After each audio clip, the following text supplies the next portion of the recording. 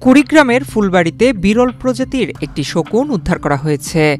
ধারণা করা হচ্ছে শীত ও দুর্বলতার কারণে দলছুট হয়ে শকুনটি এলাকায় নেমে আসে। পাখিটি উদ্ধারের খবর ছড়িয়ে পড়লে দেখতে ভিড় করেন স্থানীয় লোকজন। ৪ ডিসেম্বর বৃহস্পতিবার সকালে ফুলবাড়ী উপজেলার পশ্চিম ধনিরাম সরকারপাড়া এলাকার একটি বাঁশঝাড় থেকে শকুনটি উদ্ধার করা হয়।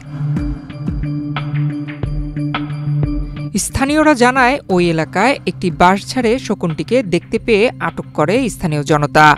এক্সট্রিম মশার কয়েল প্ল্যান্ট ফাইবার দিয়ে তৈরি, তাই সহজে ভাঙে না, সুগন্ধিযুক্ত ও নিরবিচ্ছিন্নভাবে জ্বলে। ডেঙ্গু, চিকুনগুনিয়া বাহি সহ যে কোনো মশার বিরুদ্ধে দেয় এক্সট্রিম সুরক্ষা।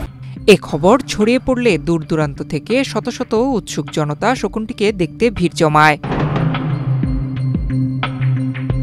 শকুন দেখতে আসা অনেকেই বলেন শকুনটিকে দেখে অসুস্থ মনে হচ্ছে, চিকিৎসার প্রয়োজন।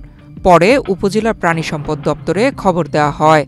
উপজেলা প্রাণী সম্পদ কর্মকর্তা ঘটনাস্থলে উপস্থিত হয়ে শকুনটির চিকিৎসা প্রদান করে নিজেদের হেফাজতে নেন।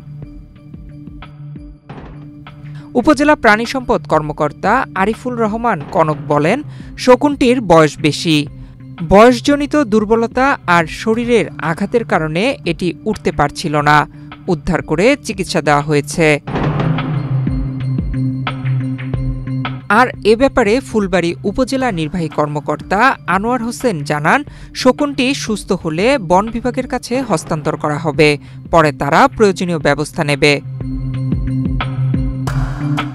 নয়ন বিশ্বাস, বাংলাদেশ প্রতিদিন।